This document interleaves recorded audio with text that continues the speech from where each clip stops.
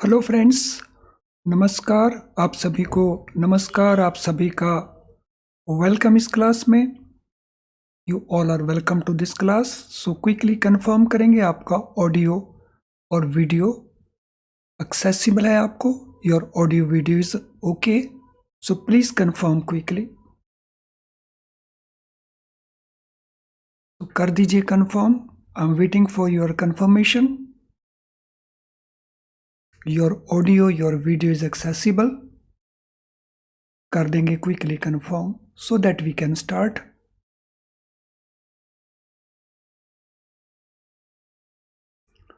Okay, so we can start operational aspect of bank accounts of partnership. तो हम continue करेंगे पिछले lesson से। So documents for opening partnership forms account. अगर हमने पार्टनरशिप फॉर्म का अकाउंट ओपन करना है तो उसके लिए हमें डॉक्यूमेंट्स कौन कौन से रिक्वायर्ड होंगे। So which documents we will be needing. So first of all current opening form and that will be signed by all the partners। Current account opening form को सारे के सारे पार्टनर साइन करेंगे। तो इन पार्टनर्स में दो तरह के पार्टनर्स हो सकते हैं, एक जो एक्टिव पार्टनर्स हैं और दूसरे जो स्लीपिंग पार्टनर्स हैं। So sleeping partners are the partners who make investment but they do not participate in day to day administration. और एक्टिव जो हैं वो इन्वेस्ट भी करते हैं और डे टू डे वर्किंग में पार्टिसिपेट भी करते हैं। और ये दोनों ही तरह के पार्टनर्स अकाउंट ओपनिंग फॉर्म को साइन करेंगे। और अगर किसी माइनर को एडमिट किया है for the purpose of benefit तो माइनर को साइन नहीं करवाएंगे। So minor will not sign the account opening form because he is not a partner. Specimen signature card sign करवाया जाएगा सभी पार्टनर से। So specimen signature card signed by all will be obtained. Then partnership letter signed by all partners। यहाँ पे major का issue नहीं है। Partnership letter signed by all partner, तो यहाँ पे मेजर का इशू नहीं है बिकॉज माइनर तो पार्टनर हो ही नहीं सकता है। सो अगर पार्टनरशिप डीड बनी हुई है तो पार्टनरशिप डीड ले ली जाएगी, और पार्टनरशिप डीड नहीं बनी हुई तो देन पार्टनरशिप लेटर ले लिया जाएगा which will be signed by all of them. और अगर पार्टनरशिप डीड की कॉपी लेते हैं तो एक बार ओरिजिनल को जरूर देखेंगे और सर्टिफाई कर लेंगे। सो सर्टिफाइड कॉपी ऑफ पार्टनरशिप, लेकिन ओरिजिनल को एक बार देखेंगे वेरिफिकेशन के पर्पस के लिए और उसको रिटर्न कर देंगे।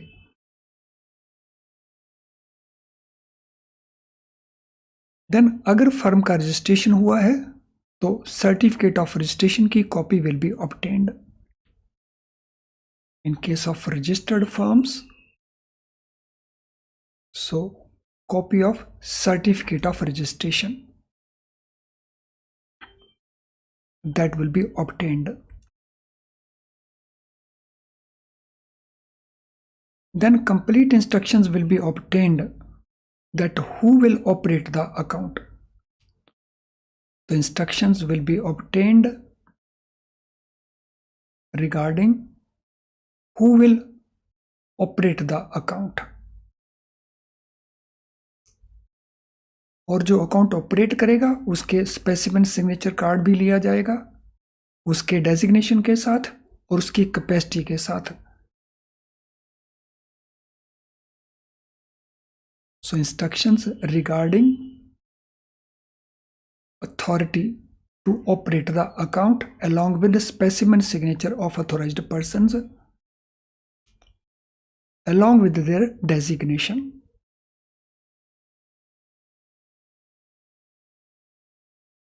Then permanent account number of the firm, firm का परमानेंट अकाउंट नंबर, क्योंकि income tax act point of view से फर्म एक इंडिपेंडेंट बॉडी है, सेपरेट लीगल एंटिटी मानी जाती है। इनकम टैक्स के पॉइंट ऑफ व्यू से, नॉट फ्रॉम अदर एंगल, इसलिए उसका अपना पैन नंबर है। So that PAN number will be obtained. इसके अलावा जो केवाईसी का रिक्वायरमेंट है ऑपरेटिंग पर्सन्स के लिए और पार्टनर्स के लिए, सो पार्टनर्स का ID and address proof, so that will also be obtained. और अगर कोई आउटसाइडर ने अकाउंट ऑपरेट करना है तो उसका भी जो ID that will be required. So ID and address of all partners and ID proof of the authorised person as well. तो वो सारे के सारे डॉक्यूमेंट हमने पूरे करने हैं।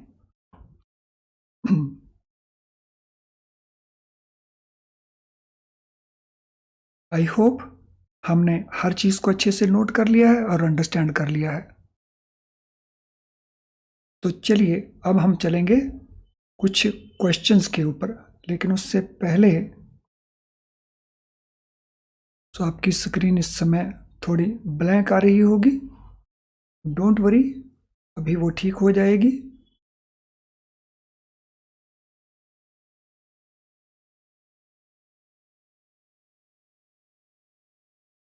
It is about to happen.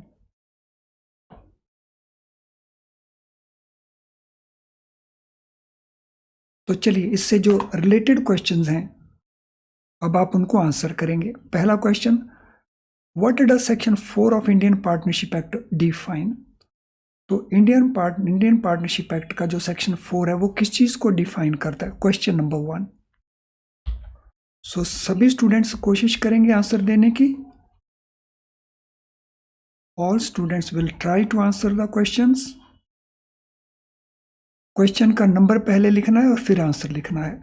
Right question number first and then write the answer.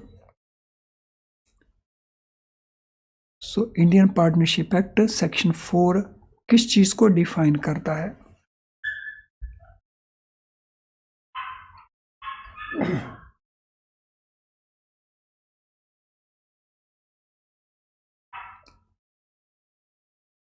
Yes, question number 1 अभी आंसर आया नहीं है, मैं वेट कर रहा हूं आपके आंसर्स की। What is answer to question number 1?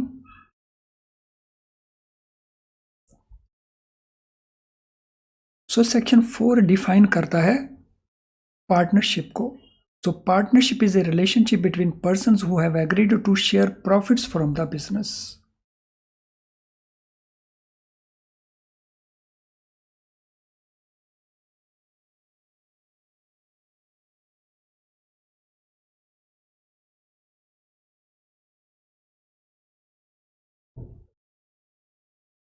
So, relationship between persons who have agreed to share profits of the business. So, partnership एक कॉन्ट्रैक्ट है उन पर्सन्स के बीच में जो एग्री करते हैं बिजनेस करके प्रॉफिट या लॉस को शेयर करने का। Question number 2, is registration of A partnership firm mandatory in India? क्या इंडिया के अंदर पार्टनरशिप फर्म का जो रजिस्ट्रेशन है वो मैंडेटरी रिक्वायरमेंट है? Question number 2। Question number 2, what will be the answer for question number 2? Is it mandatory that partnership should be registered?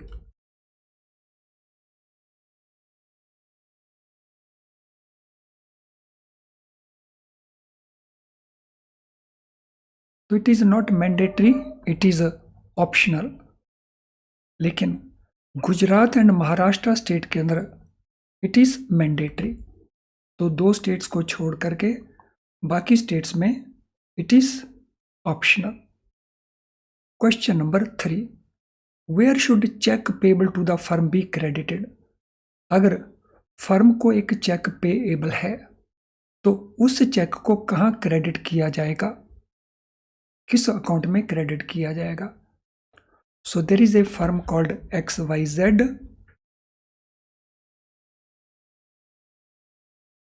इस firm के नाम से एक चेक है, इस चेक को कहां क्रेडिट किया जाएगा? So where this cheque will be credited?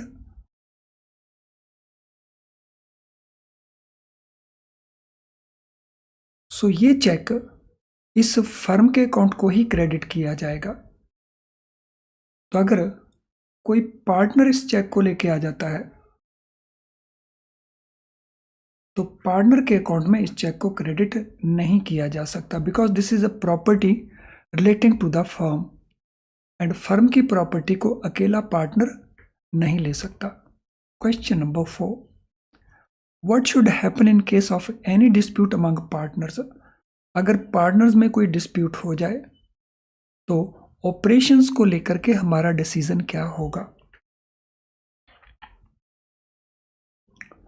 What will happen in case of any dispute among partners?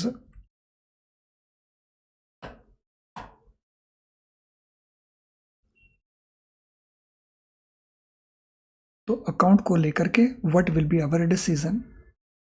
So account में ऑपरेशंस को हम स्टॉप कर देंगे। So all operations in the account, these will be stopped. Who can bind the firm by their acts?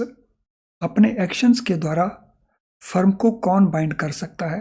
Only active partners, only sleeping partners और secret partners.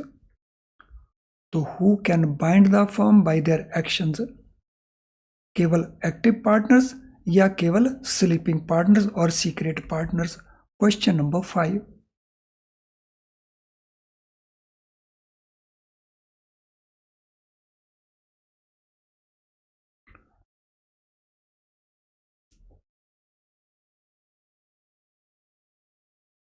So active and sleeping और secret partners सारे के सारे ही ऐसा कर सकते हैं।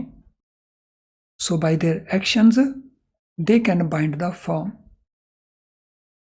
What is Clayton rule in a partnership firm?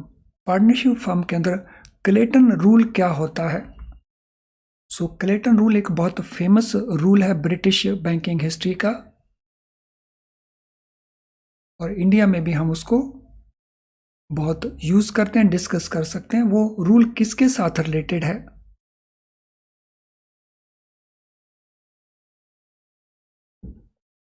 Clayton case का rule. So this rule is that first item on the debit side is discharged by first item on the credit side chronologically. तो last lesson में हमने इसको discuss किया था Clayton case के rule को, कि रनिंग अकाउंट्स के अंदर एक तो ये इंपॉर्टेंट पार्ट है इसके अंदर कि क्लेटन केस का जो रूल है वो रनिंग अकाउंट्स के अंदर एप्लीकेबल है। सो रनिंग अकाउंट जैसे कैश क्रेडिट हो सकता है, ओवरड्राफ्ट हो सकता है। इन अकाउंट्स के अंदर हर एक जो डेबिट एंट्री है, each debit entry it is a separate loan, ऐसा अज्यूम किया जाता है क्लेटन केस रूल के अंदर। और क्लेटन केस का रूल का प्रिंसिपल क्या है? ये प्रिंसिपल कहता है first item on debit side, यानी फर्स्ट डेबिट वो डिस्चार्ज हो जाएगी by first credit in the account, और यही क्रोनोलॉजिकल ऑर्डर कंटिन्यू करेगा। Okay, question number 7, what happens when A partner dies in a partnership firm? अगर पार्टनरशिप फर्म में partner की डेथ हो जाए देन व्हाट विल हैपन? क्या हैपन होगा? What will happen if a partner dies in a partnership firm? What will happen? क्या happen होगा?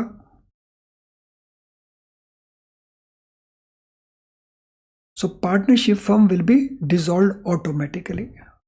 तो पार्टनरशिप फर्म जो ऑटोमेटिकली डिसॉल्व हो जाएगी, और बैंक के लिए इसका इम्प्लीकेशन ये होगा कि बैंक उस अकाउंट में स्टॉप ऑपरेशंस कर देगा। सो समटाइम वो एक सिचुएशन बना के क्वेश्चन दे देता है, किस तरह से इस क्वेश्चन को आप आंसर करेंगे?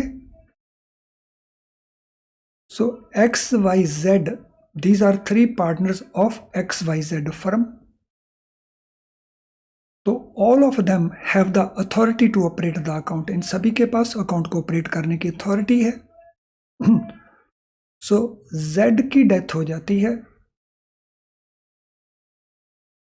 Late us say on February 1, 23, and this is reported to bank also. Bank के नोटिस में भी ये आ गया है. On 8th February, 2 checks are presented for payment. One check is signed by X, another check is signed by Z. तो इन चेकों का क्या करेंगे? This is question for you. So what we will do with this cheques. इन चेकों का क्या करेंगे? So XYZ, these are three partners of XYZ firm. Z का डेथ होता है February 1 को. 8th February को 2 चेक्स आते हैं, एक X ने साइन किया हुआ, एक Z ने साइन किया हुआ है. So what we will do with these cheques. इन चेक्स का हम क्या करेंगे?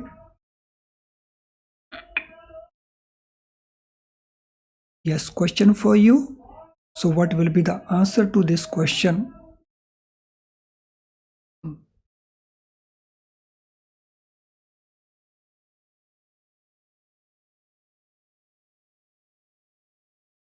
So what will happen to these checks? क्या होगा इन चेकों का? So both of these checks will be returned. So जिसकी डेथ हुई है उसका साइन किया हुआ चेक भी वापस कर देंगे, और जो अलाइव है उसका साइन किया चेक भी वापस कर देंगे. सो सम टाइम एक और क्वेश्चन भी आ जाता है. So we have this firm XYZ, इसी नाम से फर्म है, ये 3 पार्टनर्स हैं. सो दे अपॉइंट A एज मैंडेट. इसकी फेवर में अकाउंट को ऑपरेट करने की मैंडेट दे देते हैं. तो इस केस के अंदर अगर A का डेथ हो जाता है तो उसके साइन किए चेक्स का क्या करेंगे? If A dies, so what we will do to the cheques signed by him. उसके साइन किए चेकों को क्या करेंगे?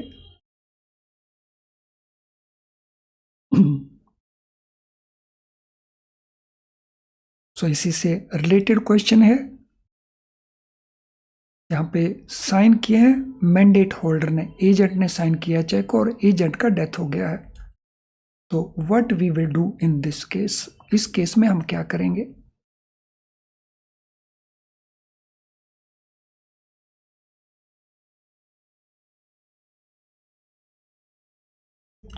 So in this case we will pay the cheques. इन चेकों को हम पे कर देंगे, but only one condition. Cheque के ऊपर लिखा हुआ डेट उसकी डेथ के बाद का नहीं होना चाहिए. So in this case cheque will be paid, but with one condition. Date of cheque should not be later than date of death. चलिए, let us now go to question number 8 sorry. So मैं इसको जरा रब कर दूं. What powers does a partner not have in a partnership firm? इनमें से कौन सी पावर पार्टनर के पास नहीं है पार्टनरशिप के अंदर? To open a bank account on behalf of the firm in his own name, to withdraw a legal suit filed by the firm, to admit any liability in a suit और proceed against the firm. तो इनमें से किस चीज को confirm करने की power partner के पास नहीं है? So out of these 3 situations, partner की पावर नहीं है. Question number 8.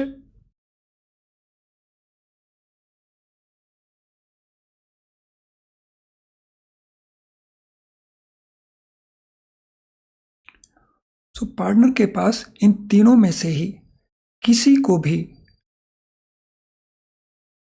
करने की पावर नहीं है. In none of these. What happens when a partner retires from a partnership firm? अगर पार्टनरशिप फर्म से पार्टनर रिटायर होता है तो उस केस में क्या करना होगा? अगर रिटायर हो जाए So in this case also, what we will do, the bank account operations will be stopped. Bank account की जो ऑपरेशंस हैं उनको स्टॉप किया जाएगा और new account will be opened, नया अकाउंट ओपन किया जाएगा। Question number 10, who signs the partnership letter for opening a partnership account? Partnership का अकाउंट ओपन करने के लिए अकाउंट ओपनिंग फॉर्म को कौन साइन करेगा? सभी पार्टनर साइन करेंगे, मेजर पार्टनर साइन करेंगे या अथोराइज्ड पार्टनर साइन करेंगे? Question number 10, so who will sign?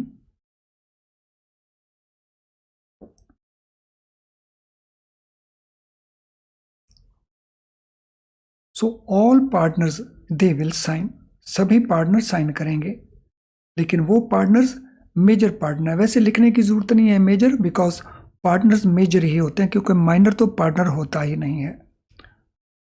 So all partners will sign, तो answer should be all partners, not major partner, because partnership के अंदर मेजर नाम से कोई पार्टनर नहीं होता, all partners are major. What type of partnership firm requires a certificate of registration? तो किस फर्म से हम सर्टिफिकेट ऑफ रजिस्ट्रेशन डिमांड करेंगे?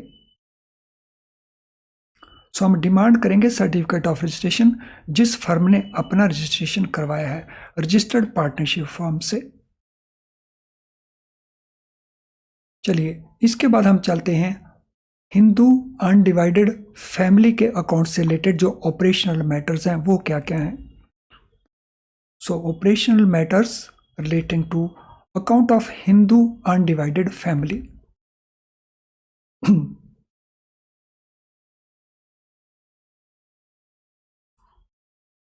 So Hindu undivided family के केस में फर्स्ट ऑफ ऑल हम डील किसके साथ कर रहे हैं? HUF क्या होता है? So HUF deals with joint business of a Hindu joint family. So Hindu joint family का जो अनडिवाइडेड बिजनेस है, जो ज्वाइंट बिजनेस है, सो उसी के साथ HUF डील करता है। सो HUF deals with joint business of Hindu joint family.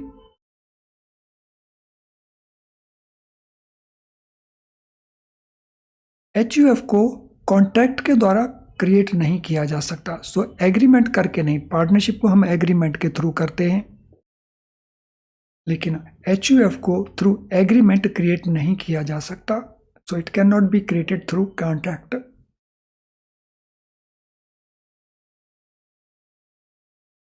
और इसको रेगुलेट करता है जनरल हिंदू लॉ। सो जनरल हिंदू लॉ जिसमें सक्सेशन भी है और भी एक्ट हैं, तो वो इसको रेगुलेट करता है।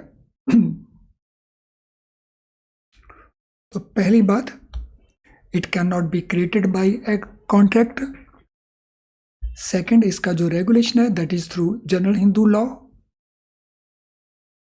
सो इन HUF the business can be inheritable. HUF के अंदर जो बिजनेस अगली पीढ़ी को पास ऑन किया जा सकता है, इनहेरिटेबल है ये business. So in HUF the business is inheritable, it can be inherited. तो ये बुजुर्गों से लिया भी जा सकता है और बच्चों को दिया भी जा सकता है। Where a Hindu dies living a business it passes on to the legal heirs. अगर किसी हिंदू की डेथ होती है और उसका बिजनेस है तो ये बिजनेस इनहेरिट कर लेंगे उसके legal hairs. So the business will be inherited by legal heirs.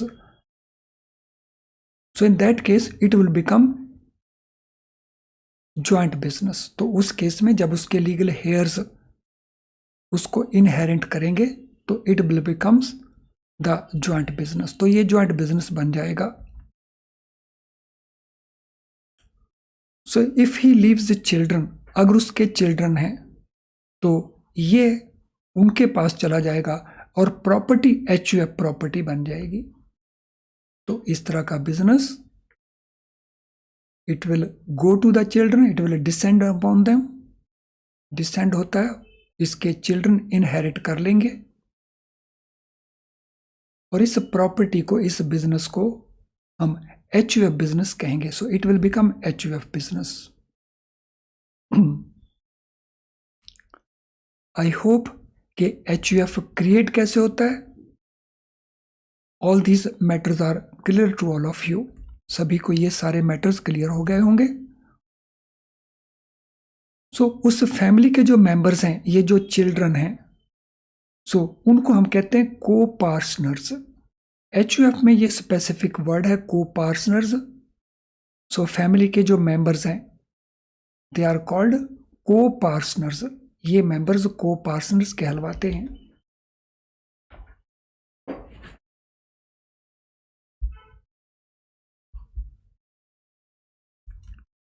को पार्टनर्स के अंदर जो एल्डेस्ट को पार्टनर है, सो एल्डेस्ट को पार्टनर जो सबसे सीनियर को पार्टनर है, तो ही बिकम्स मैनेजर और कर्ता. उसको मैनेजर या कर्ता की अथॉरिटी मिल जाती है.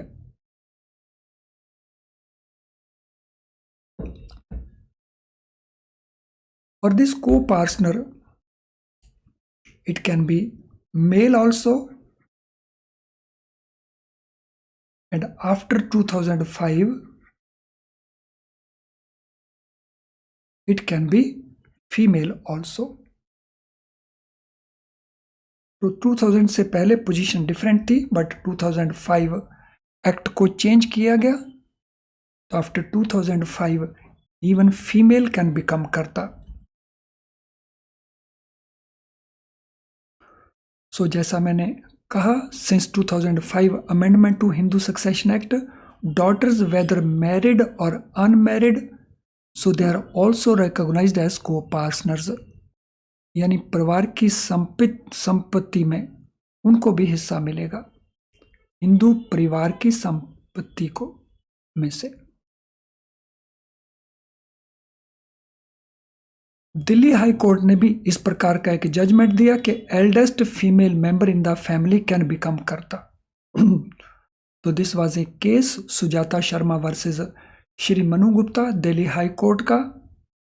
तो ये दिसंबर 15 की जजमेंट थी, जिसमें दिल्ली हाई कोर्ट ने कहा कि eldest female member in the family can also become कर्ता. वो भी कर्ता बन सकता है.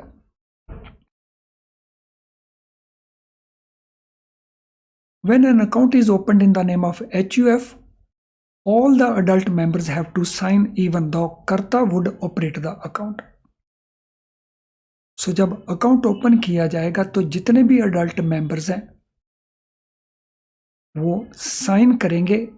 हालांकि कर्ता अकेले भी अकाउंट ओपन कर सकता है. तो बाकी को पार्टनर्स को, मेंबर्स को बाइंड करने के लिए लीगली तो हम सभी से as a matter of precaution sign करवाएंगे. But at the same time legal position must be known to us कि even signature by karta are enough.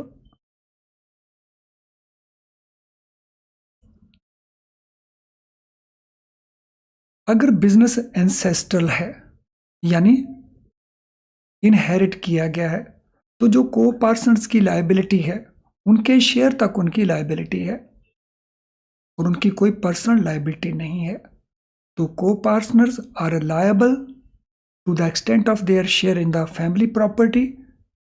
They do not have any personal liability. उनकी कोई personal liability नहीं है. और personal liability में बनाने के लिए लोन के अंदर हम उन सभी के सिग्नेचर करवाते हैं.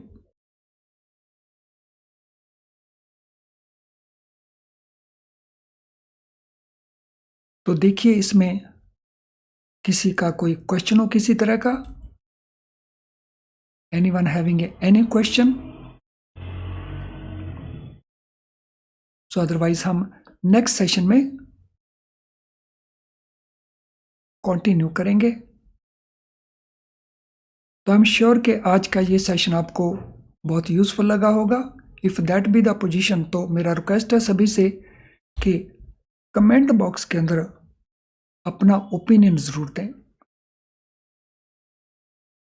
सो यहाँ पे आप चैट बॉक्स में इस समय, तो चैट बॉक्स के बजाय आप कमेंट बॉक्स उसमें अपना ओपिनियन दें। सेशन आपको कैसा लगा और क्यों लगा, जैसा आपको भी लगा।